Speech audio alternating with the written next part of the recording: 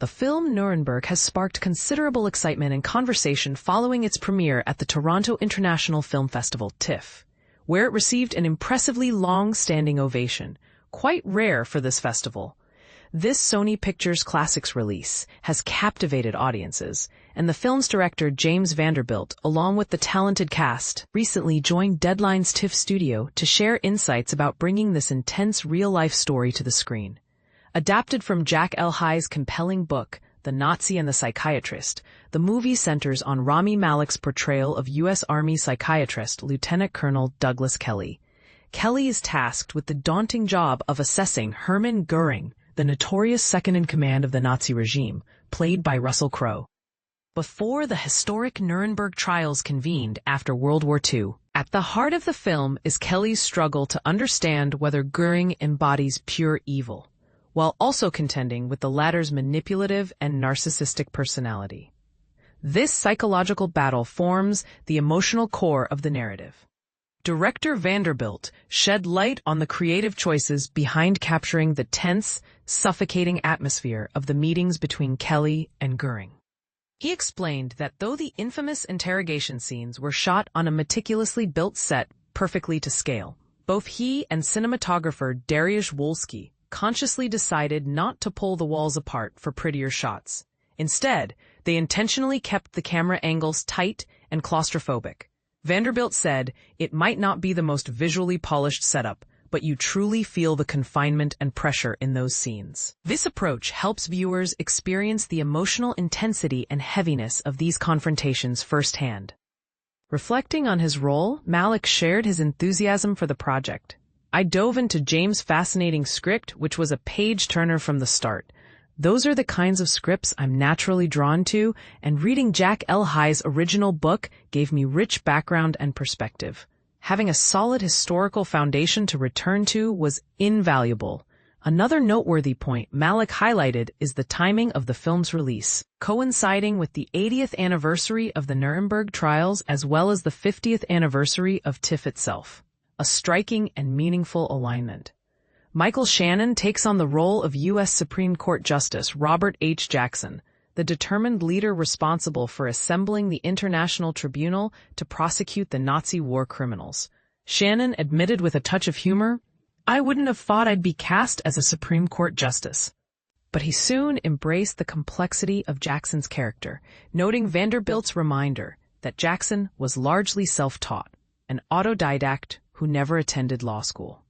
Shannon admired Jackson's fearless intellect and tenacity, suggesting that people like him simply eliminate the idea of impossible from their mindset, enabling them to achieve extraordinary feats.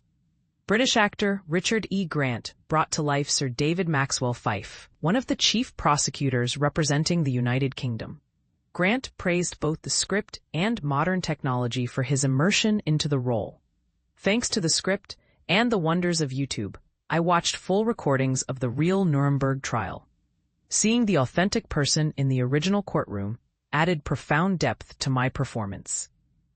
A production design, led by Eve Stewart, recreated the courtroom set down to the smallest detail, creating an almost perfect replica of the historical environment, which enriched the cast's connection to the story. John Slattery portrays Burton C. Andrus, the U.S. colonel in charge of the Nuremberg prison. Slattery discussed the moral complexity surrounding the central question of inherent evil in the aftermath of World War II. He observed that while many people formed strong opinions about the Nazi regime, Andrus's duty required him to set aside such judgments and focus on carrying out his responsibilities professionally. Slattery characterized Andrus as a decorated military man who was tasked with an especially difficult assignment near the end of his career, emphasizing the weight of responsibility carried by those enforcing justice. Additionally, Leo Woodall appears as Howie Triest, a German-speaking sergeant who aids Kelly by serving as his translator, an essential role that helps bridge the language and cultural divide during the intense interrogations. For those interested, the full interview with the cast and director is available above, providing a deeper dive into the making of this gripping historical drama. The Deadline studio at TIFF takes place at the Bisha Hotel. supported by sponsors including cast, crew, and final draft, who help facilitate these insightful conversations. Nuremberg stands as a gala presentation at TIFF, driven by James Vanderbilt's dual role as writer and director.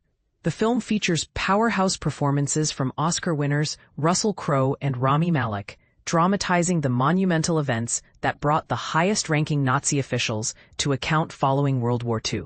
Alongside Vanderbilt, the panel includes Malek, Michael Shannon, Richard E. Grant, and John Slattery, all contributing to a powerful, cinematic retelling of this crucial chapter in history. Sony Pictures Classics is responsible for distributing this thought-provoking film, which not only entertains but invites viewers to reflect on justice, morality, and the enduring impact of one of history's most significant trials. But here's where it gets controversial. The film wrestles with the profound and unsettling question: can evil be truly understood, measured, or even defined? Were the men on trial monsters acting out of pure malice, or products of a complex, horrific system? And what does that mean for justice? Does dissecting inherent evil risk simplifying a far more complicated human reality? This question lingers long after the credits roll, and it's worth asking, what do you think? Is evil something that can be judged objectively, or is it a concept shaped by perspective and circumstance? Share your thoughts and join the conversation.